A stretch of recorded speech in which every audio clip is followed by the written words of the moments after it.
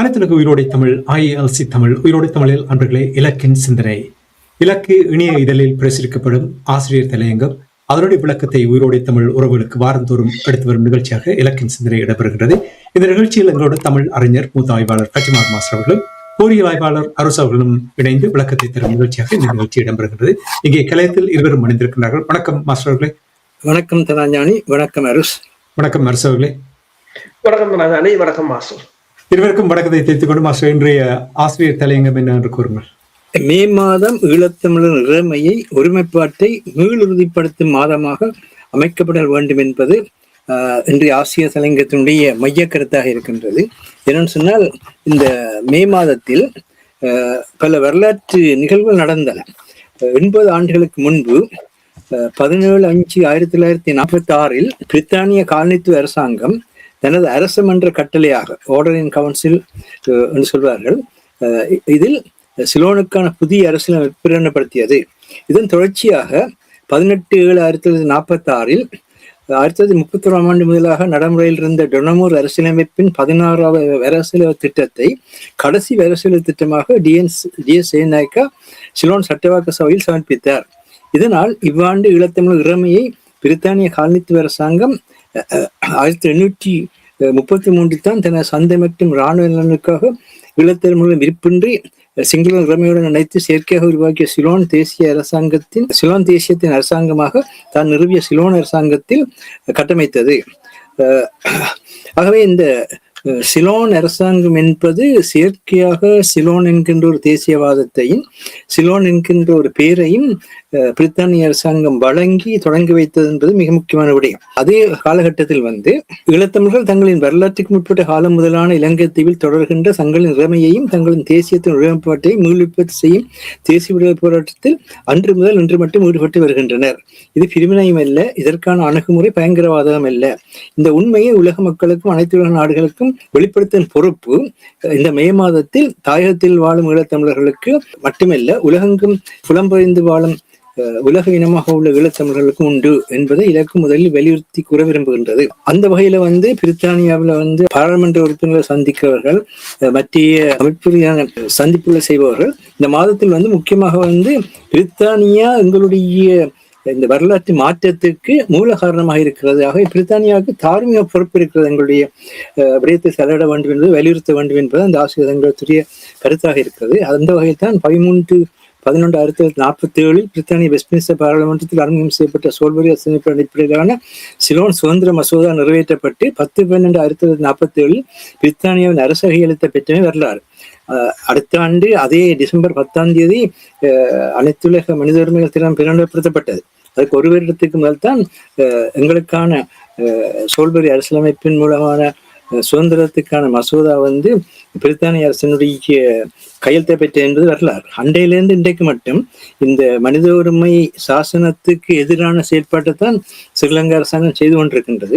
அதற்கு எதிராக போராடுவதுதான் எங்களுடைய வாழ்வாக இருக்கின்றது என்பதை தான் இந்த ஆசிரியர் தொடர்ந்து விளக்கமாக எடுத்து கூறுகின்றது.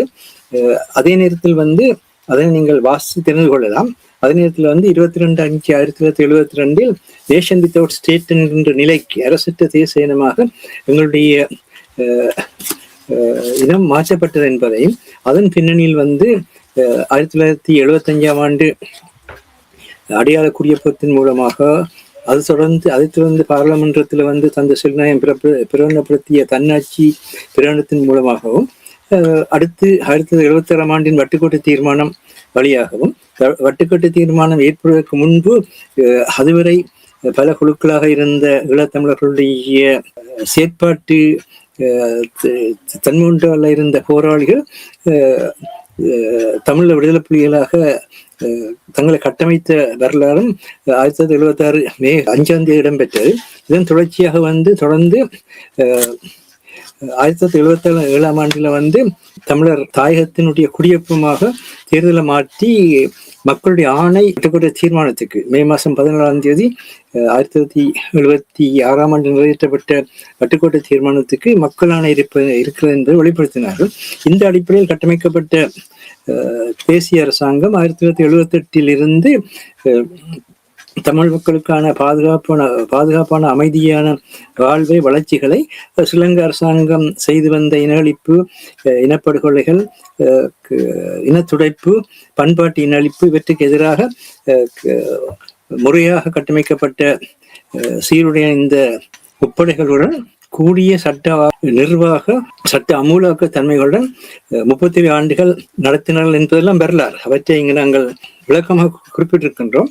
இந்த மாதம் வருகின்ற பொழுது வலிகள் தரும் உணர்ச்சிகள் நிறைய வரும் என்ற அந்த மாதம் மிகவும் வலிகளை தரக்கூடிய இனப்படுகொலைகளையும் மனித சித்திரவதைகளையும் ஸ்ரீலங்கா அரசாங்கம் அரங்கேற்றிய மாதம் ஆன காரணத்தினால் இந்த மே மாதம் வருகின்ற பொழுது நிச்சயமாக உணர்ச்சிகள் கொப்பளிக்கின்ற ஒரு காலகட்டமாக தான் இருக்கும். ஆயினும் உணர்வுபூர்வமாக அதனை மாற்றி அந்த உண்மைத்தன்மையை, அதனுடைய தியாகத்தன்மையை, அதனுடைய அர்ப்பணிப்பு தன்மையை உலகத்துக்கு எடுத்து சொல்ல வேண்டிய பொறுப்புள்ளதாக இந்த மாதம் அமைகின்றது என்பதுதான் இந்த ஆசிரியர் தலையங்கத்தினுடைய மையக்கருத்தாக இருக்கின்றது. அதே நேரத்திலே மயிலட்டியில் அனைத்துலக தொழிலாளர் நாள் அன்று மக்கள் போராட்டம் ஒன்று முன்னெடுக்கப்பட்டிருக்கின்றது. 36 ஆண்டுகளாக விடுவிக்கப்படாதிருந்த தங்கள் காணிகளை மீளத் தருமாறு அவர்கள் போராடி இருக்கின்றார்கள். ஸ்ரீலங்கன் மஹிந்த ராஜபக்ஷ அரசாங்கம் 2013ஆம் ஆண்டு வர்த்தமானி அறிவித்தல் மூலம் அரச காணியாக கைப்பற்றி 6000 ஏக்கர் நிலத்தில் 2015ஆம் ஆண்டு ஸ்ரீசேனா அரசாங்கம் 3000 ஏக்கர் சொந்த காணிகளில் மக்கள் மீளம் சென்று வாழலாமான அறிவித்தது. கொமண்டோ பங்களாவென்று ஒரு பங்களாவை கட்டுவதற்காக 200 குடும்பங்களின் காணிகளை கைப்பற்றிய அந்த காணியும் இருக்கிறது. 200 குடும்பங்களின் காணியை ஒரு கொமண்டோ பங்களா கட்டுவதற்காக மஹிந்த ராஜபக்ச கைப்பற்றினார். யோசிச்சு பாருங்கள், இந்த தூரத்துக்கு மக்களை பந்தாடுகின்ற தன்மை கொண்டதாக இந்த அரசாங்கங்கள் இருந்திருக்கின்றது. இதுகளுக்கு அடங்கும். அப்படி இருக்கின்ற பொழுது சிறிசேனா அரசாங்கத்தில 3000 ஏக்கர் காணியில நீங்கள் திரும்ப போய் குடியேறலாம் என்று சொன்னாலும் இந்த வர்த்தமானியை விலத்த இல்லை. வர்த்தமானியை விலத்தாதபடினால அவர்கள் சட்டபூர்வமாக அந்த காணி வராது என்றால் சட்டபூர்வமாக வர்த்தமானி மூலம் அந்த காணி அரசாங்கத்தால் சுவீகரிக்கப்பட்டிருக்கிறது, அரசாங்கத்துக்கு சொந்தம். அந்த காணியில போய் இவர்கள் என்ன செய்தாலும் இந்த நேரத்தில் அரசாங்கத்துக்கு மீளம் சொந்தமாக போக முடியும். அந்த காணியில இவர்கள் தங்களுடைய உழைப்பையோ அல்லது முதலீட்டையோ வைத்து எதுவுமே செய்ய முடியாது. அப்படியான சூழ்நிலை இருந்தது. அதனை மேலும் சிக்கலாக்கக்கூடிய முறையிலே 28/3/2025ஆம் ஆண்டு வெள்ளிக்கிழமை தேசிய மக்கள் சக்தி அரசாங்கம் வெளியிட்ட 2430ஆம் இலக்க வர்த்தமானி மூலம் வடக்கில் உள்ள 4 மாவட்டங்களில் கடலோர காணிகள் 6000 ஏக்கரை அரசுடைமையாக்கியது. காணி சுவீகரிப்புகளுக்கு, காணி ஆக்கிரமிப்புக்கு எதிராக மக்கள் போராடி அதனை தங்களிடம் தரும்படி கேட்டிருந்தார்கள். அதை தமிழ் தேசிய மக்கள் முன்னணியின் தலைவர் கஜேந்திரகுமார் பொன்னம்பலம் அவர்களும் இந்த போராட்டம் 100% சட்ட ரீதியாகவும் நியாயமானதென எடுத்துரைத்து அதற்காக குரல் எழுப்பி இருப்பதையும் பார்க்கக்கூடியதாக இருக்கின்றது. இந்த குரலை அனைத்துலகிலும் நிகழ்த்தமிழர்கள் உலக மக்கள் மயப்படுத்த வேண்டும் என்பது இலக்கினுடைய கருத்தாக இருக்கின்றது. அதன் மூலமாக அந்த மக்களுக்கான வாழ்வியலை விட்டுக் கொடுப்பதற்கான முயற்சிகளை செய்ய வேண்டும். அத்துடன் தமிழர் என்னும் ஒருமைப்பாட்டில் தமிழர் தடுமாறுவதால் மக்கள் இறமைக்கு பாதிப்பு ஏற்படுவது ஈழத்தில் மட்டுமல்ல, தமிழகத்திலும் நாளாந்த வாழ்வாக இருப்பதை தமிழக வெற்றி கழகத்தினை ஆட்சியமைக்க தமிழக மக்களான வழங்கிய நிலையில் அவரை ஆட்சியமைக்க விடாது அங்கு நடைபெறுகின்ற நிகழ்வுகள் உலகுக்கு எடுத்துரைக்கின்றன. அதேபோல தமிழ் மக்கள் தேசிய முன்னணி தலைவர் கஜேந்திரகுமார் பொன்னம்பலம் அவர்கள் தமிழ்நாட்டு மக்கள் ஈழத்தமிழர்களுக்கு பலமாக இருந்த வரலாற்றை சுட்டிக்காட்டி ஜோசப் விஜய் அவர்களும் அத்தகைய விதத்தில் பலத்தினை அளிக்க வேண்டும் என தனது வாழ்த்துச் செய்தியில் சுட்டிக்காட்டியுள்ளதை இலக்கும் ஜோசப் விஜய் அவர்களுக்கு வாழ்த்து தெரிவித்து மேல் சுட்டிக்காட்ட விரும்புகின்றது.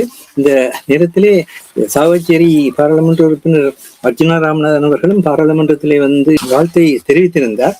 ஆனால் அதே நேரத்திலே ஜனசத் பிரமண கட்சியின் தலைவர் பத்திரமுள்ள சீலரட்ன தேரோ அவர் என்ன சொல்கின்றார் என்றால், எமது நாட்டில் உள்ள சில அரசியல் தலைவர்கள் தங்களது சுய கௌரவத்தை மறந்து செயல்படுகிறார்கள். பொதுவாக ஒரு நாட்டின் தலைவர் மற்றொரு நாட்டின் தலைவருக்கு உத்தியோகபூர்வமாக வாழ்த்துக்களை தெரிவிக்கணும். ஆனால் எமது நாட்டில் உள்ள சில மதியீனமான தலைவர்கள் தமிழகத்தில் ஒரு கட்சியின் தலைவராக இருக்கும் நடிகை விஜய்க்கு எக்ஸ் வலைத்தளம் ஊடாக போட்டி போட்டுக்கொண்டு வாழ்த்துக்களை தெரிவிக்கின்றனர். ஒரு மாநிலத்தின் அரசியல் பாதிக்க எமது நாட்டு தலைவர்கள் இவ்வாறான கௌரவத்தை அளிப்பது அவர்கள் கட்சி தலைமைத்துவத்துக்கு அவர்கள் தேடிக்கொள்ளும் பெரும் அவமானமாகும் என்று கூறிவிட்டு, கட்சி விவகாரத்தை மையப்படுத்தி புலம்பெயர் அமைப்புகளின் விருப்பத்துக்கு ஏற்ப காய்நகத்தின் நடிகர் விஜய் போன்றவர்கள் நமது நாட்டின் விவகாரங்களுக்குள் தலையிட அனுமதிக்க முடியாது. அவர் இந்தியாவின் ஒரு மாநிலத்தின் தலைவரை தவிர முழு இந்தியாவுக்கும் தலைவர் அல்ல என்பதை புரிந்து கொள்ள வேண்டும். பாராளுமன்றத்தில் தெரிவிக்கும் கருத்துக்களை பொதுவெளியில் கூறினால் வீதியில் இறங்கி நடமாட முடியாத நிலையை மக்கள் ஏற்படுத்துவார்கள் சொல்லி வாழ்த்து தெரிவிப்பதற்கு ஈழத்தில் இருக்கிற யாருக்குமே உரிமை இல்லை என்று சொல்லி பிக்குகள் பேசுகின்ற ஒரு நிலையை பார்க்கக்கூடிய இருக்கின்றது. இப்படியான ஒரு சிக்கலான நிலையத்தான் இலங்கையில் மக்களுடைய வாழ்க்கை இருக்கிறது என்பதையும் அந்த நேரத்தில் நாங்கள் கவனத்தில் எடுக்க வேண்டியிருக்கின்றது. ஆன காரணத்தினால் கடந்த வாரத்தில் சீனாவுக்கு ஈரானுடைய வெளிவிவகார அமைச்சர் சென்றிருந்தார். வருகிற வாரத்தில் சீனாவுக்கு அமெரிக்க அரசு தலைவர் ட்ரம்ப் செல்ல இருப்பதாகவும் செய்திகள் தெரிவிக்கின்றன. அதே நேரத்தில் இலங்கையில் வியட்நாமுடைய அரசு தலைவர் இலங்கைக்கு வருகை தந்திருக்கின்றார். இந்த முறை ஒன்றுமில்லாத மாதிரி கொழும்பு கட்டுநாயக்க விமான நிலையத்தில் இறங்கி இடத்துக்கு போக மட்டும் கொழும்புல இருந்த எல்லா வீதி போக்குவரத்தும் கூட நிறுத்தப்பட்டிருக்கின்றது. அவ்வளவு தூரத்துக்கு இதுல பார்க்கின்ற பொழுது தெற்காசியா மையப்படுத்தி உலக அரசியல் நகர்கள் இடம்பெறுவதை தெளிவாக்குகின்றது. இத்தகைய காலகட்டத்தில் ஈழத்தமிழர்கள் தங்கள் உலகளாவிய அறிவு சமுதாயத்தை எதிர்வினைகள் செய்வதற்கான கட்டமைப்பாக மாற்ற வேண்டும் என்பதை இலக்கிய விவகாரத்தை சுட்டிக்காட்ட விரும்புகின்றது. இதுதான் இந்த வார ஆசிய தலைங்கத்தினுடைய சாராம்சமாக இருக்கின்றது. சுருக்கமா இப்ப நீங்கள் இந்த வரலாற்று மாற்றங்களுக்கான மூல காரணம் என்று நீங்கள் கூறும்பொழுது, பிரித்தானியா தொடர்பாக கூறும்பொழுது, பலிஸ்மந்த மாதத்தில் இருக்கின்றோம். மே மாதம் என்றவுடன் 1,40,000 மேற்பட்ட மக்கள் இனக்கருவறுப்பு நடைபெற்ற இந்த மாதத்தில் 17 ஆண்டுகள் எப்படி இந்த பதிந்து வாழுகின்றவர்கள், குறிப்பாக பிரித்தானியாவில் இருப்பவர்கள், பிரித்தானியாவுக்கு இதை ஒரு சரியான வகையில் கொண்டு போய் அதை கையளித்து ஒரு தாக்கத்தை ஏற்படுத்தக்கூடிய மாதிரியாக ஏன் செய்ய முடியாமல் இருக்கின்றது? என்ன காரணம்? நீங்கள் வியட்நாம் போரை எடுத்தாலும் சரி, அல்லது தென்னாப்பிரிக்க விடுதலை வரலாற்றை எடுத்தாலும் சரி, அல்லது சமீபத்தில் இடம்பெற்ற ஆப்கானிஸ்தான்ல இருந்து அமெரிக்கா வெளியேறிய வரலாற்றை எடுத்தாலும் சரி, எல்லாத்திலும் சாதாரண மக்களுக்கு என்ன நடைபெறுகிறது என்பதை தெளிவாக்கினால்தான் இந்த மாற்றம் பெறும். அரசியல்வாதிகளை நாடி நிற்கின்ற ஒரு குழுவாக இருக்கின்றார்கள். கிளப் என்று சொல்வார்கள் ஆங்கிலத்தில். இது பொலிட்டிக்கல் கிளப். சரியா? அவர்களுக்கு ஏதோ ஒரு வகையில் மற்ற அரசியல்வாதி தேவையா வருவார், மற்ற நாட்டினுடைய அரசியல்வாதி அவர்களுக்கு ஏதோ ஒரு வகையில் தேவையா வருவார். சந்தைக்கோ இராணுவ நலனுக்கோ இல்லை தங்களுடைய தனிப்பட்ட தேவைகளுக்கோ ஒருவருக்கொருவர் அது ஒரு ஒன்றோடு ஒன்று இணைஞ்ச ஒரு கூட்டம். அந்த கூட்டம் பெரிதாக எந்த மாற்றத்தையும் ஏற்படுத்தாது. ஆனால் நாங்கள் தமிழர்கள் செய்கின்ற மிகப்பெரிய சிக்கலான நிலை என்னென்றால், சாதாரண மக்களுக்கு எங்களுடைய தேசிய விடுதலை போராட்டத்தின் தன்மையையோ அல்லது அதனுடைய முக்கியத்துவத்தையோ தெளிவுபடுத்துறதாக இல்லை.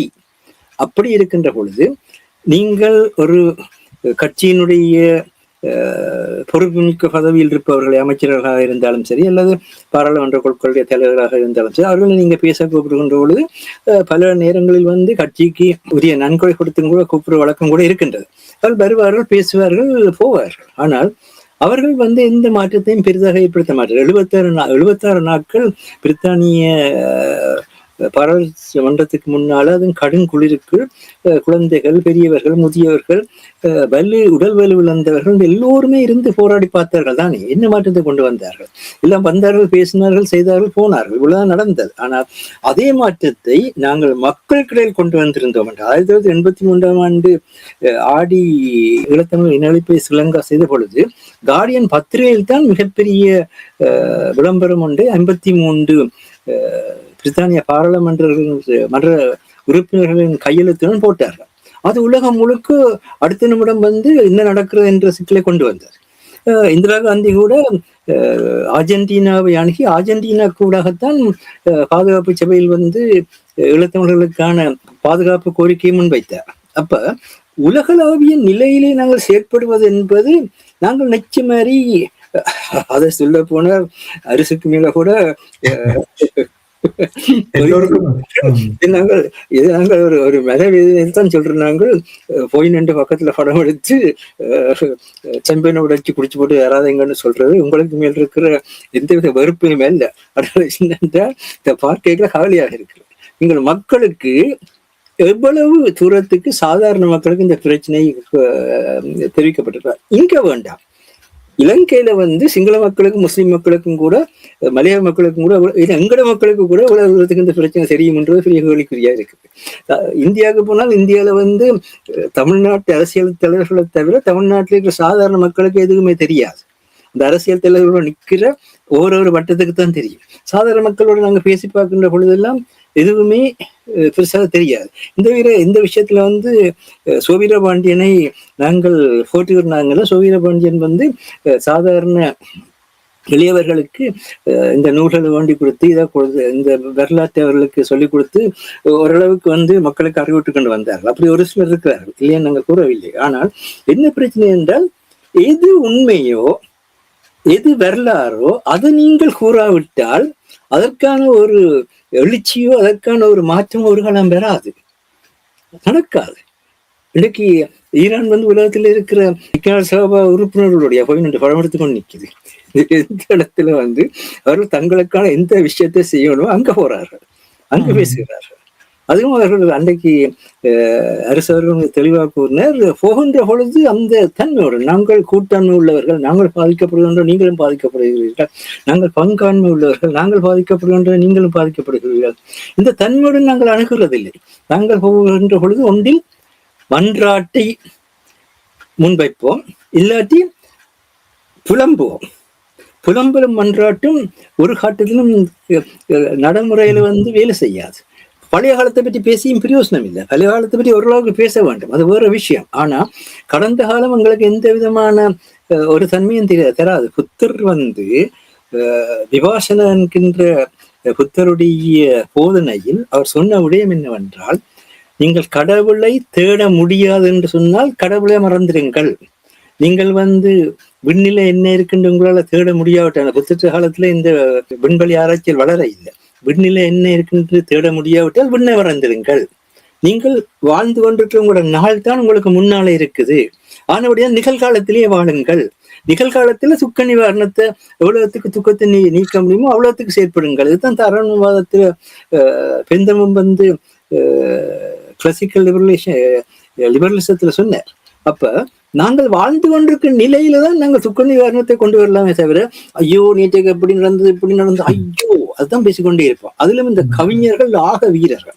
அவர் ரெண்டு பேரை செய்வார். ஒன்றில் வந்து கடந்த காலத்தை நினைச்சு இனி இல்ல அந்த காலத்துல இல்லாம இருந்தோன்னு சொல்லி புகழ்வார். இல்லாட்டி அந்த மாதிரி இன்றைய உலகம் இல்லையே என்று இன்றைய உலகத்தை வந்து தூற்றி கொண்டிருப்பார்கள். ஆனால் உலகத்தில் இருக்கிறது, உலகத்தை எப்படி நாங்கள் பார்க்கிறோம்ன்றதுதான் பிரச்சனையா இருக்கிறது. உலகத்தை கையாள வேண்டியது நாங்களே தவிர உலகம் எங்களை கையாளுவதில்லை. அதே மாதிரி நாளைய பற்றியும் அது நாளைய கட்டமைப்பதற்கான நிகழ்காலத்து செயற்பாடுகள் செய்யாமல் நாளைய பற்றி கனவு கண்டும் எந்த பிரயோசனமும் இல்லை.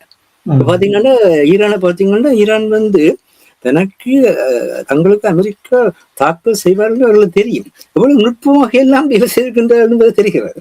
ஏன் நத்தஞ்சாக வந்து மனிதாயத்துக்கு எதிரான படு மோசமான ஒரு இனஅழிப்பை செய்யவும் கூட அந்த இனஅழிப்பை அவர் எப்படி திட்டமிட்டு செய்கின்றார் என்பதை பார்க்கக்கூடியதா இருக்கின்றது. விதம் அந்த இனஅழிப்பை செய்வதற்கான அந்த தன்னுடைய பலத்தை பிரிக்கிக் கொண்டார் என்பதை காணக்கூடியதா இருக்கின்றது. ஆகவே நிகழ்காலத்தில் வாழுங்கள். நிகழ்காலத்தில் வாழ்வதற்கு முதல் இளம் சமுதாயம் தான் நிகழ்காலத்துக்குரியது.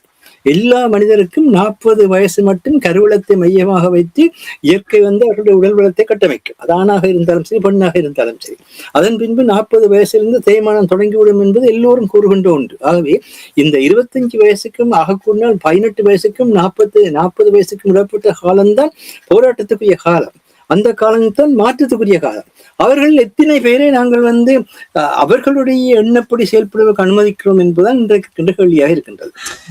நன்றி மாஸ்டர், உங்களுடைய கருத்துக்கு நன்றி. அரசர்களே, புலம்பெயர்ந்த நாடுகள் இருந்த எங்களுடைய விடயங்கள் தொடர்பாக நான் கூறிய அந்த வரலாறு மாற்றத்தை எவ்வாறு ஏற்படுத்துவது என்று கேட்ட விடயத்துக்கு மாஸ்டர் கூறும்பொழுது இன்னொரு விடயத்தை கூறினார். அதாவது தாயகத்தில் அறிவூட்டல், தெளிவூட்டுவது, வரலாற்றை தெரியப்படுத்துவது முக்கியம் என்ற விடயங்களை கூறும் பொழுது அங்கே இருக்கின்ற எளியவர்களை நீங்கள் எடுத்தீர்கள் என்றால் அவர்கள் கிட்டத்தட்ட 18, 20, 25 வயது என்று சொல்லும் பொழுது போராட்ட காலங்களில் அவர்கள் குழந்தைகளாக இருந்தார்.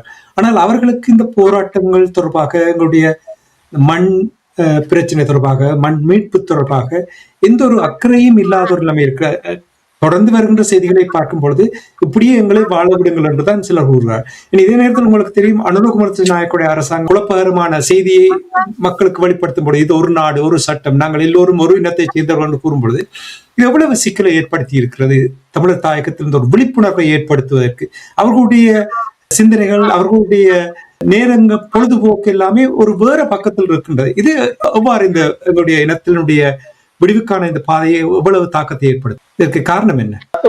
வரலாற்றை ஒரு மறந்த இனமாக மெல்ல மெல்ல நாங்கள் மாறிக்கொண்டிருக்கின்றோம். அதற்கு முக்கிய காரணமாக வந்தது இந்த நாங்கள் அதாவது இந்த அனைத்துலக அதாவது என்னத்தை யோசிக்கிறோம் என்று சொன்னால், தனது சொந்த மக்களையும் தன்னையும் நம்பாது ஏனைய உலக நாடுகளையும் ஐக்கிய நாடுகள் சபை போன்ற செயலற்ற அமைப்புகளையும் பக்கத்து நாட்டு அரசியல்வாதிகளையும் வெளிநாடுகளில் அரசியல்வாதிகளையும் தங்களுக்கு ஏதோ முடிவை கொண்டு வருவார்கள் என்று ஒரு சிலர் ஏமாற்றியதும், அதை நம்பிய பலர், அதை தெரிந்தும் கொண்டு பலர் பேசாமல் இருந்ததும், அதை தெரியாமல் பலர் அதற்குள் விழுந்ததும் இன்றைக்கு இந்த போராட்டத்தை இவ்வளவு தூரம் சீரழித்திருக்கின்றது.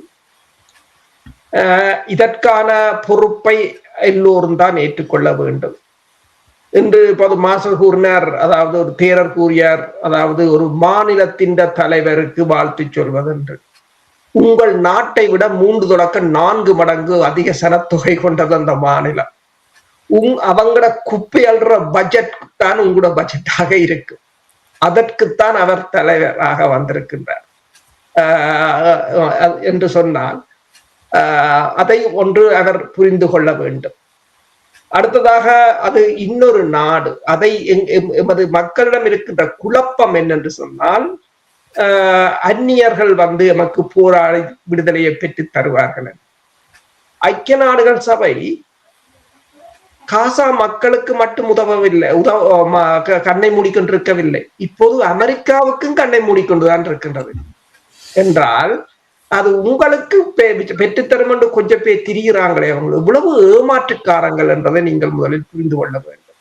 நான் இதை சொல்லவில்லை. இந்த ப்ளூம்பர்க் ஊடகம் இன்றைக்கு போட்டிருக்கிறது. அமெரிக்க செய்தி நிறுவனமான ப்ளூம்பர்க் ஐக்கிய நாடுகள் சபையின் பயனற்ற தன்மையையும் அர்த்தமற்ற தன்மையையும் கேலி செய்ததோடு அதனை ஒரு ஜோம்பி அமைப்பு என்றும் வர்ணித்துள்ளது என்று சமூக வலைத்தளத்தில் போட்டிருக்கிறார்கள். ஏனென்றால் அதை மார்க்கோ ரூபியோ நேற்று சொன்னார், ஐக்கிய நாடுகள் சபையும் இந்த அனைத்துலக சமூக சபையும் ஒரு காமுசை திறக்க உங்களால் முடியாவிட்டால் நீங்களே இருந்தன்று. இவ்வளவு நாளும் மற்றவங்களும் அதைத்தானே கேட்டாங்க. இப்பதான் உங்களுக்கு விளங்குகிறது. அப்ப அமெரிக்காவுக்கே உதவவே இல்லையாம் என்றால் இந்த பேப்பரையும் பேரையும் கொண்டு திரிகிறாங்க 4-5 பேர். என்னடா உங்கள் மக்கள் பலத்தை நான் அடிக்கடி கூறுவதுதான், உங்களுக்கு அதிகாரத்தை தர வேண்டியது யார்? அமெரிக்காவோ ஐக்கிய நாடுகள் சபை? உங்கள் மக்கள். விடுதலை புலிகள் யார் அங்கீகரித்தது? ஆனால் ஏன் நோர்வே பேசியது? மக்கள் தான் அங்கீகாரம் கொடுத்தார்கள். நீங்கள் அசைக்க இயலாது. மக்கள் அங்கீகாரத்தை கொடுத்தால் நீங்கள் அசைக்கவே முடியாது. இன்றைக்கு ட்ரம்ப் கேவலமாக இருக்கலாம், அல்லது பொய் கூறுவராக இருக்கலாம், பித்தலாட்டக்காரராக இருக்கலாம், அது வேறுபடிய. மக்கள் கொடுத்து விட்டார்கள், ஒன்றும் செய்ய முடியாது. அதே போலதான் இன்றைக்கு விஜய். நீங்கள் எப்படித்தான் தலைகளா குத்தி முறிந்தாலும் ஒன்றும் செய்ய முடியாது. என்றால் மக்களிட தெரிவு. அது ஒரு போராட்டம் என்று உங்களுக்கு தெரியும். 80ஆம் ஆண்டுகளுக்கு பிற்பாடு பிறந்தவர்கள் ஒரு போராட்டம். நேபாளம், பங்களாதேசம், இலங்கை, இப்படி ஒவ்வொரு நாட்டிலும் அலையை கிளப்பி கொண்டு வந்தது. அது யாரும் எதிர்பார்க்கல தமிழ்நாட்டில் வந்தது முடியும் என்று சொல்லி. தமிழ்நாட்டிலும் அதே அலை ஒன்றுதான் வந்திருக்கின்றது. பதவி ஏற்காத தடை வந்தால் மெரினா பீச்சை போர்க்களமாக்குவோம் என்று கூறியிருக்கிறார்கள். ஆனால் கிட்ட போக மாட்டார்கள் என்ற தடுக்க முடியாது. இளைஞர்கள்ட படை அது அது அது அது உங்களுக்கு தெரியும், ஜல்லிக்கட்டுல என்ன செய்தவங்க. அப்ப இவர்களுக்கு தெரியும். அப்ப என்னென்று சொன்னால், நாங்கள் முதலில் மற்றவர்களை மதிக்க வேண்டும், அவர்களுடன் நல்லுறவை பேண வேண்டும். அவ்வளவுதான் தவிர அவர்கள் உங்களுக்கு உதவுவார்கள், உங்களுக்காக ஒன்று செய்வார்கள். ஆனால் உங்கள் சாணக்கியத்தான் அவர்களை செய்ய வைக்கலாம். இப்ப மாஸ்டர் கூறியது போல ஈரான் ஹமேனியை கொண்டவுடன் ஐக்கிய நாடுகள் சபைக்கு ஓடினதோ இல்லை, அல்லது சவுதி அரேபியாவில் இருக்கிற பின் சல்மான் வந்து எங்களுக்கு போராடி தருவார் என்று ஈரான்காரர் எல்லாம் போய் நின்றாங்களா, காசியை திருப்பினாங்களா? இல்லை. பின் சல்மானோ குவைத்தோ நான் எந்த விடுதலையே நான் தான் போராடணும். எப்போது நீங்கள் அதிலிருந்து தவறினீங்களோ அன்றே எமது போராட்டம் இறந்து விட்டது. நான் அடிக்கடி கூறுவதுண்டு, புலி நீக்க அரசியல் என்று கூறுவார்கள். அதை இலங்கை செய்யவில்லை, இந்தியா செய்யவில்லை, அமெரிக்கா செய்யவில்லை. செய்தவர்கள் அத்தனை பேரும் தமிழர்கள் தான், ஈழத்தமிழர்கள் தான் அதை செய்தார்கள். அதன் ஒவ்வொரு வாக்கியத்தையும் மாற்றினார்கள். ஒவ்வொரு என்றால் பயம் ஏனென்றால் தடை செய்யப்பட்டது, அது செய்யப்பட்டது, இது தடை செய்யப்பட்டதுன்னா நீ ஏன் வார, உன்னை ஒருத்தரும் கருதம் போட்டு கூப்பிடுற நடத்தட்டு, உனக்குத்தான் நீங்க வெளிநாட்டுல இவ்வளவு நல்ல சந்தோஷமான வாழ்க்கை இருக்குது, வேற இறுதி என்ற பாட்டி இருக்குது, பாவிக்கு இருக்குது, தைப்பொங்கல் வந்தா அமைச்சர்மாரோட படம் எடுக்கலாம், பொங்கி போடலாம், அமைச்சருக்கு வேட்டியை கட்டலாம், படம் எடுத்து போடலாம், எவ்வளவோ என்டர்டெயின்மெண்ட் இருக்கு. இதெல்லாம் என்டர்டெயின்மெண்ட், இதெல்லாம் போராட்டம் இல்லை. போராட்டம் கடினமானது. அது ஈரானை பார்த்தா தெரியும், காசாவை பார்த்தா தெரியும், லெபனானை பார்த்தால் தெரியும். ஏன் ஜனநாயக போராட்டம் கூட கடினமானது. இன்றைக்கு தமிழகத்தில் நடந்த அந்த தேர்தல் கூட ஒரு போர்க்களம் தான். இன்று வரையும் அந்த முதலமைச்சராக பதவியேற்காத நிலை கூட ஒரு போர்க்களம் தான், ஜனநாயக ரீதியாக ஒரு போர்க்களம். அந்த போர்க்களத்தை நீங்கள் எதிர்கொண்டீங்களா? ஜனநாயக வழியில் நான் கேட்கிறேன், ஜனநாயக வழியில் கூட ஒரு களத்தை நீங்கள் எதிர்கொண்டீர்களா? இல்லை. அப்ப அது இன்றைய அந்த அந்த அந்த இளைஞர்களை கூட சீரழித்திருக்கிறது. இன்று ஒருவர் என்னிடம் கேட்டார், அந்த இளைஞர்கள், அங்கிருக்கின்ற இளைஞர்கள், யாழ்ப்பாணத்தில் இருக்கிற இளைஞர்கள் இப்போது அங்கு தமிழகத்தின் அரசியல் தொடர்பாக கடுமையாக மாற்றம் அடைந்திருக்கிறார்கள். நானும் அன்றைக்கு பார்த்தேன், அந்த தேர்தல் முடிவு வந்த ஆண்டு விஜய்க்கு மிகப்பெரிய ஒரு கட்டவும் சாவச்சேரி தியேட்டர்ல வச்சிருக்கிறார்கள். அதாவது விஜய்க்கு ஆதரவாக இருக்கிறார்கள். அப்ப நான் சொன்னேன், அதற்குரிய முழு காரணத்தையும் புலம்பெயர் மக்கள் ஏற்றுக்கொள்ள வேண்டும். எமது போராட்டத்தை அழித்ததும் இன்றும் தொடர்ந்து அழித்துக் கொண்டிருப்பதும் அவர்கள்தான். நீங்கள் வெளிநாட்டில் இந்தியாவில் இருக்கிற ஒரு அரசியல்வாதி உங்களுக்கு விடுதலையை பெற்றுத் தருவார் என்று நம்பினீர்களோ, நீங்கள் நம்பும் போது இந்த குழந்தைகள், இப்போது விஜய்க்கு ஆதரவாக இருக்கிறவர்கள் அப்போது 10 வயது சிறுவர்கள், அந்த சிறுவர்களுக்கு நஞ்சை விதைச்சீர்கள். உங்களை நம்பாதீங்கள், இன்னும் ஒரு தேசத்தை நம்புங்கள் என்று, இன்னொரு அரசியல்வாதியை நம்புங்கள் என்று. அந்த குழந்தைகள் அப்படியே வளர்ந்தவர். இன்றைக்கு அந்த குழந்தை இன்னொருவரை ஆதரிக்குது. ஆற்றப்பிள்ள ஏன் அந்த இளைஞர்கள், உங்களுக்கு தெரியும், தையிட்டி எடுத்தீர்கள் என்றால் தையிட்டியில் அன்று கூட காணி அளப்பதற்கு சென்றிருந்தார்கள். அங்கே ஏற்கனவே விதத்தில் ஏற்கப்பட்டது என்னென்றால், காணி அளக்க வந்தால் அந்த காணியை விடுவிப்பதற்கு மட்டும் நீங்கள் அளக்க வரலாம் என்று கேட்ட பொழுது அந்த அதிகாரி வந்து காணி அப்படி சொல்லும் பொழுது அவர் கையை எழுதி தாருங்கள், ஒரு லெட்டர் ஹெட்டில் எழுதி தாருங்கள். அவர் லெட்டர் ஹெட்டும் இல்லை, எழுதி தர முடியல. விஜய் இன்னொரு நாட்டில், இப்ப நீங்கள் கூறினால் அவர்கள் வேற நாடு, நாங்கள் வேற நாடு. இந்த நாட்டில் நடக்கின்ற விஷயத்துக்கு ஏன் எங்களுடைய தமிழ் தரப்பினர், அதுவும் ஒரு தனியாருடைய காணியில் அவர்கள் அத்துமீறி வந்து விகாரியை கட்டியிருக்கிறார் என்றால் ஏன் பெரிய ஒரு போர்க்கொடி தோற்க முடியாமல் இருக்கிறார்கள்? உண்மைதான்.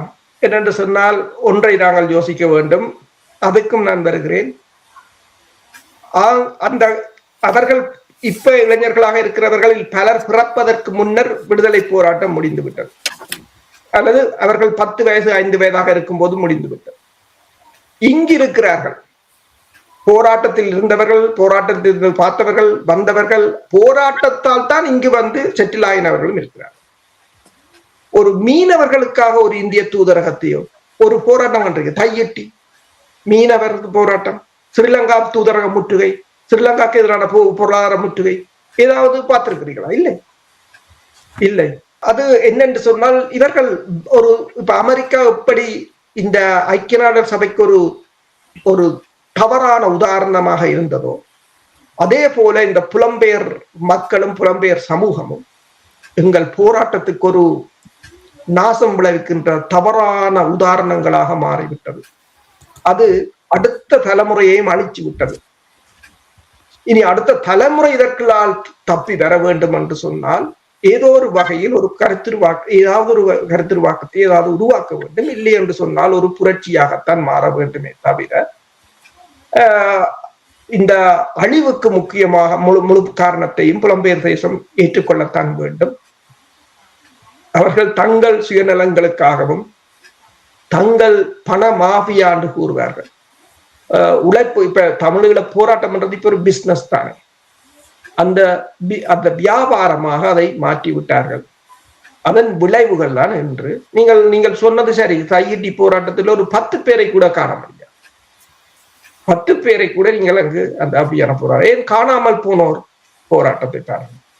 சரி, காணாமல் போனோர் போராட்டம் இதற்கெல்லாம் ராஜதந்திர ரீதியாக அதனை ஒருங்கிணைப்பதற்கெல்லாம் எவ்வளவோ செலவாகும். நீங்கள் அதற்கறியாத பொறுப்பேற்றீர்களா, செய்தீர்களா? இல்லை. இங்குள்ள அரசியல், இங்க பிரித்தானியாவில் கூட தேர்தல் நடக்கும் போது அரசியல் கட்சிகளுக்கு நீங்கள் வாரி இறைக்கிறது போல, அல்லது வெவ்வேறு நாடுகளின் அரசியல் கட்சிகளுக்கு வாரி இறைக்கிறது போல உங்கள் சொந்த மக்களுக்கு ஏதாவது செய்தீர்களா? அரசியலுக்காக நான் கூறுவேன்.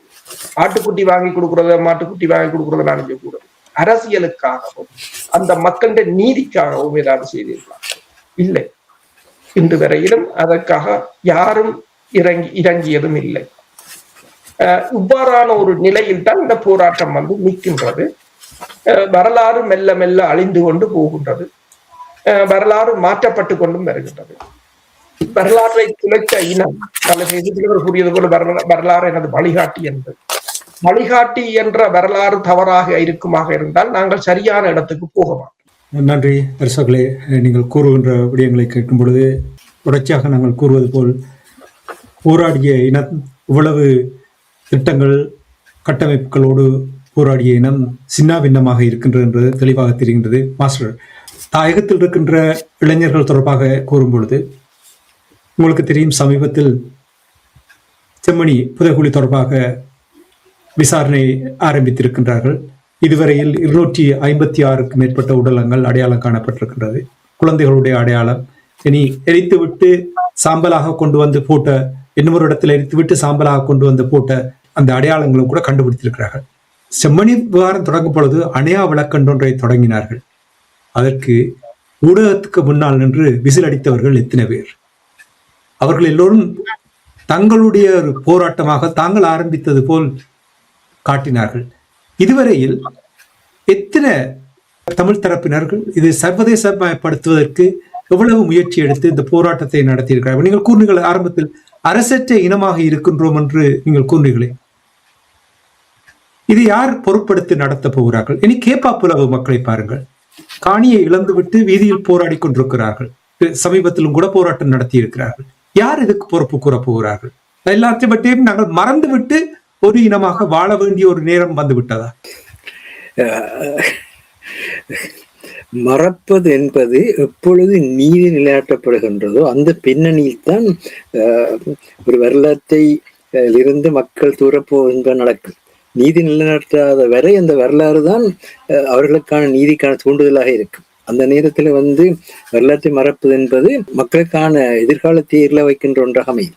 பாருங்க, மக்களே வெளிப்படுத்துகிறார்கள் எப்படி செய்வது என்பதை. இப்ப மயிலட்டியில இந்த மேடை அண்டைக்கு நடந்த போராட்டத்துல எமது பாரம்பரிய காணியில் இருந்த சமய மற்றும் சமூக கலாச்சாரத்தை இராணுவம் முற்றாக அளித்துள்ளது என்று சொல்லி பேசத் தொடங்கின ஒரு தாய், எங்கள் மரங்களில் உள்ள தேங்காய்களை பறித்து எங்களுக்கு விலை பேசுகிறீர்கள், எங்கள் வீடுகளில் தூங்கிக் கொண்டு பௌத்த விகாரங்களை கட்டியிருக்கிறார்கள், எங்கள் முருகன் கோயில், எங்கள் பிள்ளையார் கோயில், எங்கள் மாதா தேவாலயம் இவை இருந்த இடங்கள் எல்லாம் நமக்கு இல்லாமல் போய்விட்டன.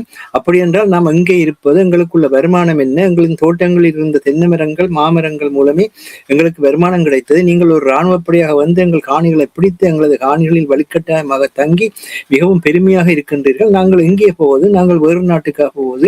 எங்கள் காணிகளை எங்களுக்கு தாருங்கள், பாருங்கள், எங்களது பெற்றோர் நமக்கு உரிமையாக்கி தந்த காணிகள் அவை இராணுவத்துக்கு சொந்தமானவை அல்ல, இலங்கை இராணுவத்துக்கு சொந்தமானவையே அல்ல. அவை இலங்கை மக்களின் காணிகள், மக்களின் கோவில்கள். வாழ்வின் இறுதிக்காலத்திலாவது சுதந்திரமாக மூச்சுடுவதற்கு எங்களது பாரம்பரிய காணிகளை விடுவியுங்கள். முன்பு எங்கள் மாதா கோயிலின் மணியோசை பலாலியிலிருந்து கடற்கரை வரை கேட்கும். இன்று அந்த தேவாலயத்தை அடக்கி வைத்திருந்தீர்கள். எங்கள் பிள்ளையார் கோவிலில் முள்சிலைகளை அமைத்திருக்கிறீர்கள். அனைத்தையும் பிடித்துக் கொண்டு நீங்கள் இராணுவ அடக்குமுறை மூலம் எங்களை ஒடுக்கிக் கொண்டிருக்கின்றீர்கள். அடக்கப்பட்டவர்களை அடக்கி முடித்தாயிட்டு இப்போது இந்த வயதான காலத்தில் எங்களை அடக்க பார்க்கிறீர்கள். நமக்கு இருக்க இடமில்லை, உட்கார ஒரு வீடு இல்லை, வீட்டு வாடகை 10,000 20,000 அப்படி இருக்க எங்களுக்கு வசதி இல்லை, எமது காணிகளை விடுவீங்கள். பாருங்கள், இதில் ஒரு ஒரு ஒரு ஒரு ரியாலிட்டி, அதாவது யதார்த்தத்தன்மை இருக்கிறதா, அல்ல இதுல ஏதாவது ஒரு சொல்லாவது சரி, இதுல ஒரு சோடிக்கப்பட்ட சொல்லு அல்லது உண்மைக்கு புறம்பான சொல்லி இருக்குதா? எது உண்மையோ அதை நீங்கள் பேசினீர்கள் என்றால் அதுதான் வரலாறாக வரும், அதுதான் மற்ற மக்களோட தாக்கத்தை ஏற்படுத்தும். நீங்கள் என்னென்றால் உங்களோட கட்சிக்கோ உங்களோட அமைப்புக்கோ உங்களுடைய இயக்கத்துக்கோ குரல் கொடுக்கின்றீர்களே தவிர மக்களுக்கான குரலாக இல்லை என்பது இன்றைக்கு இருக்கிற மிகப்பெரிய சிக்கலாக இருக்கிறது. மக்களுக்கான குரல் என்பது இப்ப இவருடைய இந்த சபையை எத்தனை பேர் நீங்கள் வெளிநாட்டு ஊடகங்களுக்கு பாரப்படுத்துகிறீர்கள்? இல்லை, அதான் இருக்கிற பிரச்சனை. இப்ப தமிழகத்தை எடுத்தீங்கன்னா, தமிழகத்துல இன்றைக்கு ஏற்பட்ட நிலை 2012ஆம் ஆண்டுல ஆம் ஆத்மி கட்சி கட்சியை கெஜ்ரிவால் தொடங்கிய பொழுது அடுத்த வருஷமே 2013ஆம் ஆண்டுல டெல்லி சட்டசபையில ஒரு தேர்தலில் போட்டிட்டு வென்றார். ஆனா ஆட்சி அமைக்க பெரும்பான்மை கிடைக்காத நேரத்துல கவர்னர் ஆட்சி அமைக்கிறதுக்குரிய சந்தர்ப்பத்தை கொடுத்து ஒரு ஆட்சி அமைக்கிறதுக்கு செய்தார். அவர் இதோட இனத்தோட காங்கிரஸோட சேர்ந்து நினைக்கணும், காங்கிரஸோட சேர்ந்து ஆட்சி அமைத்தார். ஆனா ஜனலோக்பால் மசோதா வந்த பொழுது 49 நாள்லேயே காங்கிரஸுக்கும் அவருக்கும் இடையில முரண்பாடு வந்த உடனே அவர் ஆட்சியை ராஜினாமா செய்தார். ஆனால் அடுத்த முறை உடனடியாக தேர்தல் நடந்த பொழுது முன்பு இருந்ததை விட பல மடங்கு அதிக தொகுதிகள், 70 தொகுதிகளில் 87 தொகுதியில் 70 தொகுதிகளை கைப்பற்றி வந்தார். இப்பொழுது விஜய் கூட யாரும் நிபந்தனையற்ற ஆதரவு கொடுத்தால் அதை ஏற்றுக்கொள்ளலாம், நிபந்தனையுடன் ஆதரவு கரம் நீட்ட வந்தால் அதை ஏற்றுக்கொள்ள வேண்டாம் என்று சொல்லி கட்சியினுடைய முக்கிய உறுப்பினர்களுக்கு கூறியதாக தகவல் இருக்கிறது. ஆன காரணத்தினால்தான் காங்கிரஸ் கூட வேறு எந்த நிபந்தனையும் போடாமல் என்ன செய்தார்கள் சொன்னால், மதசார்பற்ற முறையில் நடந்து கொள்ளுங்கோ, மதசார்புள்ள கட்சிகளோட சேராதீங்கள் என்று பொதுப்படையான நிபந்தனையைத்தான் வைத்தார்கள். ஆனால் இதைத்தான் செய்ய வேண்டும் என்று எதையுமே சொல்ல. இதுதான் இப்பொழுது அரசு கூறிய அந்த சட் ஜெனரேஷனுடைய தன்மை. சட் ஜெனரேஷனுடைய தன்மை என்னென்றால், எது இன்றைக்கு பிரச்சனையாக இருக்கிறோ அதை பற்றி தான் பேசுவார்கள், அதற்கான தீர்வை தான் தேடுவார்கள். அதாலதான் இப்ப இங்க இருக்கிற ஜெனரேஷன் கேப் கூட, அதாவது பெற்றோருக்கும் பிள்ளைகளுக்கும் இடையில இருக்கிற பரம்பரை இடைவெளி கூட கூடுவதற்கு காரணம் என்னன்னு சொன்னால், பல இங்க இருக்கிற பிள்ளைகள் தாய் தந்தையரை அவர்கள் தங்களுடைய வாழ்வுக்கு உதவினார்கள் என்று சொல்லி நன்றியோட பார்க்கிறதே தவிர தாய் தந்தையர் சொல்வதை கேட்டு நடக்கிற நிலையில் இல்லை என்ற அவர்களுடைய அறிவுத்தளத்திலிருந்து பார்க்கின்ற பொழுது நாங்கள் சொல்வது அவர்களுக்கு வேடிக்கையாக இருக்கிறது, சில வேளை சிரிப்பாக கூட இருக்கிறது அவர்களுக்கு. அதான் பிரச்சனை. அப்ப என்ன பிரச்சனைன்றா, இன்றைக்கு அரசு வடிவா சொன்னார், இன்றைக்கு சட் ஜெனரேஷனுடைய தாக்கம் இந்திய புலனாய்வுத்துறை தமிழ்நாட்டுக்கு எச்சரிக்கை செய்கிறது. கவர்னர் காலத்தை இழுத்து கொண்டிருந்தால் தமிழ்நாட்டில் கட்டாயம் குழப்பம் வரும், அதுக்கேற்ற மாதிரி படைகளை எல்லா இடத்துல நிலெடுக்க சொல்லி சொல்கிறாரு. அந்த சட் ஜெனரேஷனுக்கு பயப்படுகிறார். ஆனால் எங்களுக்குள் சட் ஜெனரேஷன் செயற்படுறதுக்கான இந்த தன்மை இருக்கிறது. சட் ஜெனரேஷன் எங்க செயற்பட விட்டுருக்கிறோம். சட் ஜெனரேஷன்ல இருந்து அவர்களுடைய பின்னணியில் ஆலோசனை செயற்படுறோமா அதான் பிரச்சனை. யார் பங்கேற்க வேண்டுமோ, யார் செயற்பட வேண்டுமோ அவர்கள் இல்லாத ஒரு உலகத்துல எல்லாரும் வாழ்றோம். நாங்கள் கூட இந்த இடத்துல இருந்து உண்மையில பேசக்கூடாது. உண்மையில இளமாக்கள் வருவார்களா இருந்தால் இளமாக்களை நாங்கள் அவர்களோட சேர்ந்து அவர்கள் நெறிப்படுத்த வேண்டுமே தவிர நாங்கள் பேசக்கூடாது. நாங்கள் பேசுகின்ற பொழுது எங்களுடைய சொல்லு கூட சில வேளையில எங்களுடைய வயது காரணமாக தடுமாறக்கூடும். இல்லைன்னு சொல்லவில்லை, அது இயற்கை. சரியா? அன்றைக்கு இருந்த முகக்கவர்ச்சியோ அன்றைக்கு இருந்த ஆளுமையோட எங்களுக்கு இருக்காது, அது உடல் இயற்கை. ஆனா இளையவர்கள் பங்கு பெற்ற மறுக்கிற காரணத்தினால்தான் இந்த சிக்கல் நிலை வருகிறது. இதான் அங்கேயும் வச்சு கொண்டிருக்கீங்க. தமிழரசு கட்சியில இருக்கிறவர்களுக்கெல்லாம் எல்லாருமே 60 வயசு கடந்தவர்கள், 60 வயசு ரிட்டையர்மெண்ட் ஓய்வுற காலம். அப்ப ஓய்வு பெறவர்கள் தானே இங்க இந்தியாவிலும் கூட இன்றைக்கு நம்ம பார்க்கல எனக்கு உண்மை சிரிப்பு வந்துட்டு என்னென்னா, இன்றைக்கு பல கட்சிகளோட ஆலோசனை கூட்டம் நடந்தது. அந்த ஆலோசனை கூட்டத்துல இருந்ததுல கிட்டத்தட்ட முக்காவாசி பேருக்கு தலை நிறைச்ச நிலையெல்லாம் இருக்கணும். ஆனா அங்க அங்க முன்னுக்கு துள்ளி கொண்டு நிற்கிறது, துள்ளலுக்கு நிற்கிறது விடலை பருவத்தில் இருக்கிற துள்ளல் வழிகள் இருக்கிறது. அப்ப இதை போய் சொல்லுவாங்க சினிமா பிரச்சனை. ஏன் சினிமா ஒதுக்குறீங்க? சினிமாக்குள்ள நீங்க இதுதான் கார்ல் மார்க்ஸ் மிகப்பெரிய தத்துவம். அதாவது மனித வாழ்க்கை கூடிய அத்தனையும் மீள் உற்பத்தி செய்யப்பட வேண்டும். சமயமும் மீள் உற்பத்தி செய்யப்பட வேண்டும், பாலியலும் மீள் உற்பத்தி செய்யப்பட வேண்டும், விளையாட்டும் மீள் உற்பத்தி செய்யப்பட வேண்டும், சமையலும் மீள் உற்பத்தி செய்யப்பட வேண்டும், எல்லாமே மீள் உற்பத்தி செய்யப்பட வேண்டும் சொல்கின்றார்களே தவிர அரசியல் தனியை மீள் உற்பத்தி செய்ய சொல்லல. இந்த அரசியல் சமூகத்தினுடைய விளைவு, அரசியல் பொருளாதாரத்தினுடைய விளைவு. சமூகமும் பொருளாதாரமும் நிலப்படாத இடத்துல அரசியல் நிலப்பட முடியாது. அரசியல் எங்க இருந்து வருகுது? சமூகத்திலிருந்து தானே வருகுது. அரசியலை கட்டமைக்கிறது பொருளாதாரம் இல்லை. அமெரிக்காவோட பொருளாதாரம் விழுந்தாலும் உண்மையில சில வேளையில அமெரிக்க அரசு தலைவர் பார்க்கல பரிதாபமா கூட இருக்கிறது. அவற்றை பிரச்சனை என்றால் அமெரிக்காவோட உயிர்ச்சியடைந்த பொருளாதாரத்தை அமெரிக்கா பெரிதாக்குறேன் என்று அதை கட்டியல் பிறகு முற்படுறேன். ஒவ்வொரு முறையும் இன்றைக்கு ப்ரொஜெக்ட் ஃப்ரீடம் சொல்லி இந்த கப்பல்களை நகர்த்துறதுக்கு கார்டியன் பத்திரிகையில ஒரு நகைச்சுவை கார்ட்டூன் போட்டிருந்தாங்க. அது ஒரு ஒரு WWW அரங்கத்துல அவரே கைக்கு கிளவுஸ்களை போட்டுக்கொண்டு அவரே நின்று கொண்டு அவரே சொல்றார் ப்ரொஜெக்ட் ஃப்ரீடம் அடிக்கிறேன். பார்வையாளர் ஒருவரும் இல்லை, எதிர மோதுறதுக்கு ஒருவரும் இல்லை, அவரே சொல்லி போட்டு ஹோல்டுன்னு சொல்லி அவரே நிப்பாட்டுறார். சரியா? அப்ப இந்த விளையாட்டு நாங்களும் செய்கிறோம். உங்களை நேரடியாக எதிர்க்கிறதுக்குரிய இளம் சமுதாயம் உங்கள்கிட்ட இல்லை. நீங்கள் வயசு போன சமுதாயத்தை நீங்கள் பல வகையால இலகுவாக நீங்கள் மேற்கொள்ளலாம். அது நடந்து கொண்டிருக்குது. அதை விட்டு போட்டு தயவு செய்து இந்த மே மாதத்துல இருந்தாலும் இந்த மாதத்துல இளையவர்களாத்தான் தேசிய தலைவர்கள் வெளிக்கிட்டாரே தவிர தேசிய தலைவர் 65 வயசுல நாட்டுக்கு வழிகாட்ட வேற இல்லை. சரியா? அது மாத்திர தேசிய தலைவர் அந்த காலத்துல நாங்கள் ஆசிரியர்களாக இருந்த நாங்கள் அவர்கள் மாணவர்களைத்தான் தேடி காய்ச்சாலே தவிர ஆசிரியர்களை காணிக்கல கூட நீங்கள் உங்கள் தொழில் நிலையில் நின்று கொண்டு நீங்கள் உதவி செய்யுங்கள் கேட்டார்களே வயது போனவர்களையும் அவர் உள்ளுக்கு எடுக்கவே இல்லை. என்ற வயது உள்ளுக்கு போனால் வேற சொன்னார், பயத்தை பற்றி சொன்னார். பயம் யாருக்கு வேறும்? வயசு போனவர்களுக்கு தான் வேறும். இளமையில இருக்கிறவனுக்கு எதிர வர்றதை எப்படி சமாளிக்கலாம் என்ற ஒரு மன உறுதியும் ஒரு செயற்பாட்டு தன்மையும் வேறும். ஆனால் வயது போனவர்கள் கட்டாயம் வேறும். ஒன்றும் செய்ய முடியாது, அது இருக்க வேண்டிய தன்மை. அதனால நாங்கள் என்ன சொல்றோம் என்றால் இந்த மாதத்தில் என்றாலும் தேசிய விடுதலை இயக்கம் தன்னுடைய பேரை மாற்றின மாதம் தான். ஆனா அந்த பேரை மாற்றுகின்ற பொழுது இளையவர்கள் தான் மேலெழும்பி வந்தார்களே தவிர அந்த பெயர் மாற்றத்தின் பொழுது இயங்க இல்லாம இருந்த சமுதாயம் அப்படியே வெளியே போனதான் வரலாறு. சரியா? ஆகவே நீங்கள் இளையவர்களுக்கான ஒரு தன்மையை கொண்டு வர ஊடகத்தை பலப்படுத்தணும். இன்றைக்கு ஊடகம் தான் இல்லாம இருக்குது. அதை விட இன்றைக்கு செயற்கை நுண்ணறிவு தான் இன்றைக்கு சகலமாக இருக்கு. இன்றைக்கு எந்த இளையவர் இருந்தாலும் செயற்கை நுண்ணறிவுக்கெல்லாம் இதே அறியல. ஆனா செயற்கை நுண்ணறிவுக்குள்ள எங்களுடைய இந்த மே மாத கால வரலாற்றை கூட போடுறதுக்கு என்ன செய்திருக்கிறான்? யாரோ போட்டுதான் செயற்கை நுண்ணறிவுல வருகுது. அவன் போட்டுட்டான்னு கத்திரமே தவிர ஏன் உங்களால போட இல்லாம இருந்தது?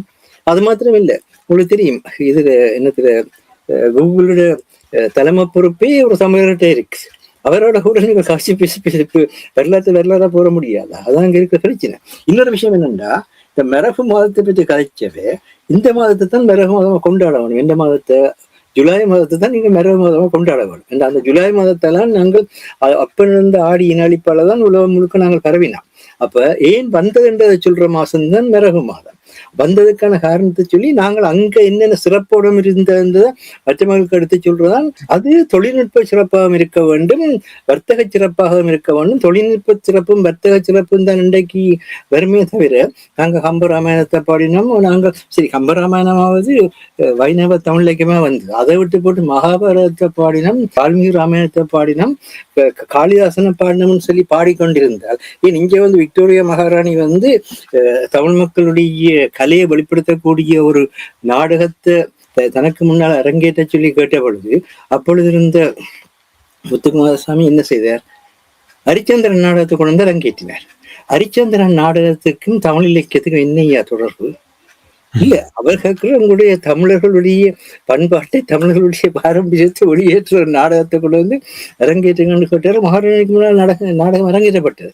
ஹரிச்சந்திரன் நாடகத்தை கொண்டு அரங்கேற்றுறீங்க. ஹரிச்சந்திரன் நாடகத்துக்கும் தமிழர்களுக்கும் என்ன தொடர்பு? இதுதான் கேள்வி. மகாபாரதத்துக்கும் தமிழர்களுக்கும் என்ன தொடர்பு? வால்மீகி ராமாயணத்துக்கும் தமிழர்களுக்கும் என்ன? கம்பன் வந்து அந்த வால்மீகி ராமாயணத்தை பட்டாத பாடுபட்டு தமிழ் மயப்படுத்தினவா. அவனுக்கு தெரியும் அப்படியே வச்சுக்கொண்டு செய்யலாது என்று. வில்லிபுத்தூர் வந்து மகாபாரதத்தை படாத பாடுபட்டு தமிழ் மயப்படுத்தினவங்க. சரி, ஆனா நீங்க என்ன செய்யறீங்க? இப்ப இருக்கிற மக்களுடைய வரலாறுகளை கொண்டு வாங்குவோம், நேற்றுக்கு நடந்த என்றதை கொண்டு வாங்குவோம். அதில் இல்லை. இதில் நாங்க ஏன் சொல்றோம்னு சொன்னால், இளையவர்கிட்ட கொடுத்தீங்கன்னு தான் இளையவருக்கு விருப்பமானது. இளையவர் வந்து ஃபுட்பாலுக்கு மேலே விருப்பம். அதை மையமா வச்சு இப்ப சில ஈழத்தமிழ் மக்களுக்கான கிளப்புகளை உருவாக்கி வந்தீங்க. அது ஓரளவுக்கு வளர்ந்து கொண்டு வருகிறது, இல்லைன்னு நாங்க சொல்லல. ஏன் அதுல அவர்களுக்கு ஆர்வம் இருக்குது, போய் வளர்றார்கள். அப்படி இசைக்குழுக்களை உண்டாக்குங்க.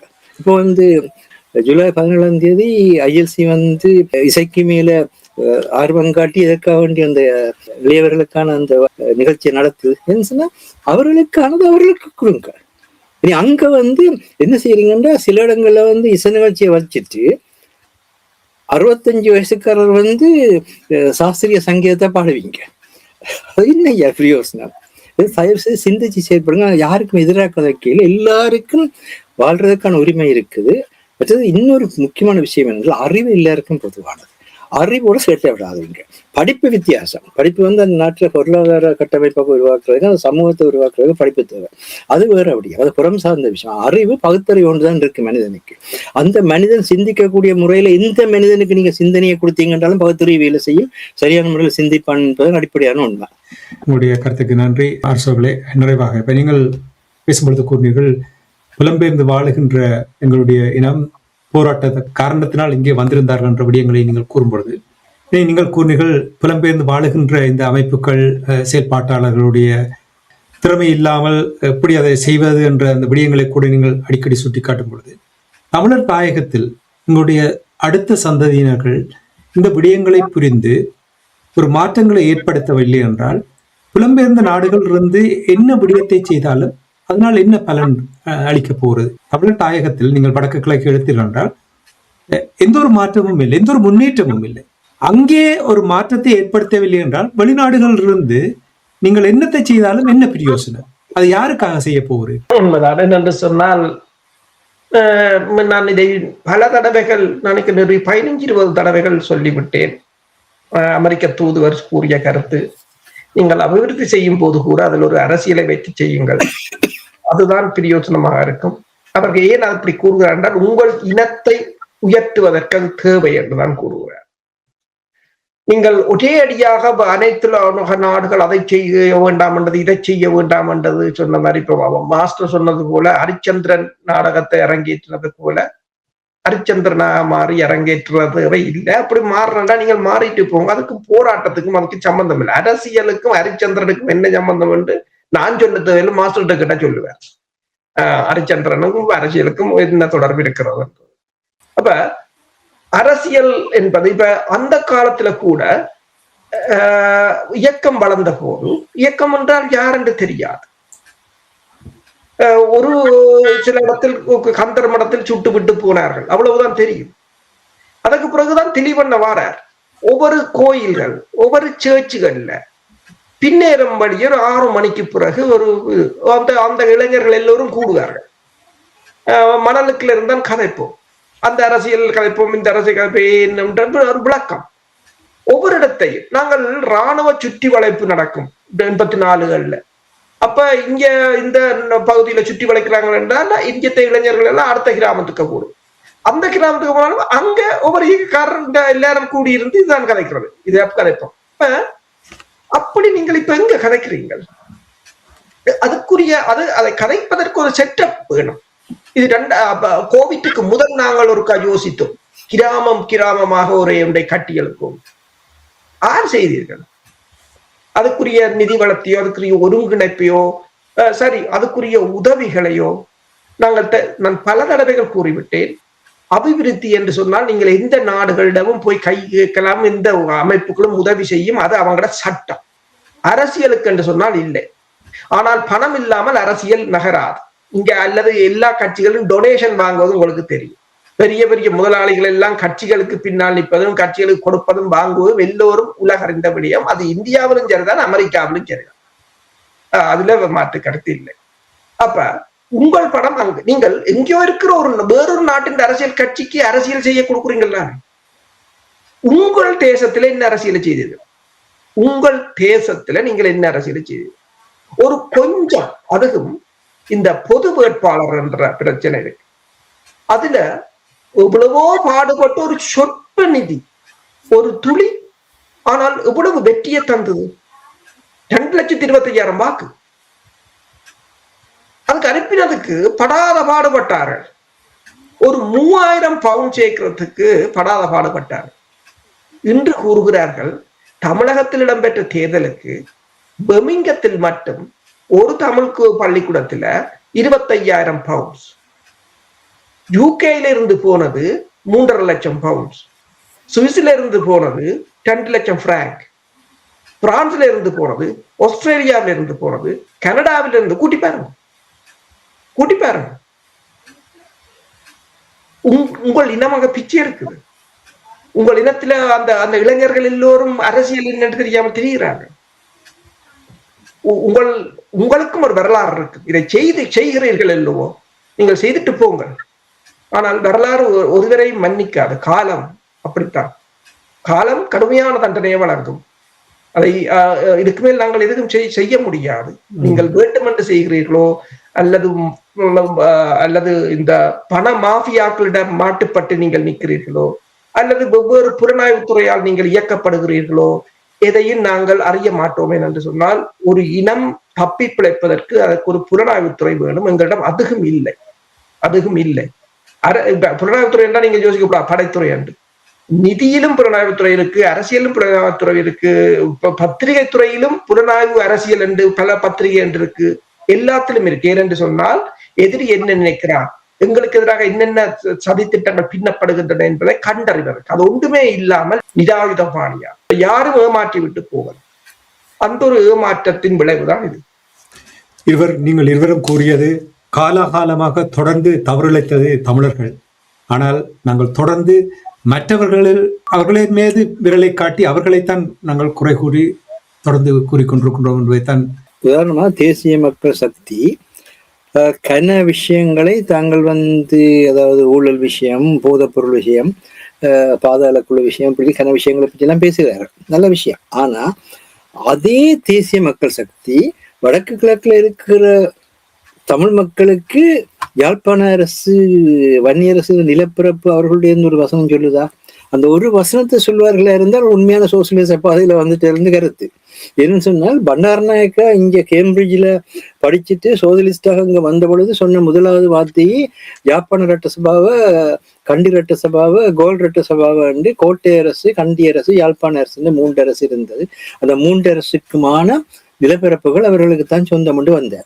அப்ப நீ சரி ஒரு சோசியலிச தன்மையை கதைக்கிறீங்க, நீங்கள் தப்புறதுக்கு பண்டாரநாயக்கா முன் வச்சு சொல்லுங்க. இது ஜாப்பானிய ரட்டசபாக யாழ்ப்பாண மக்கள் பார்க்கட்டும் யாழ்ப்பாணம் என்ன, கண்டி மக்கள் பார்க்கட்டும் கண்டி என்ன, கோட்டை மக்கள் பார்க்கட்டும் கோட்டை என்ன, அவரவர்கள் நிலப்பரப்பு அவர்கள்ட்ட கொடுங்க பார்ப்போம், எப்படி இலங்கையினுடைய வளர்ச்சி வருதுன்னு பார்ப்போம்.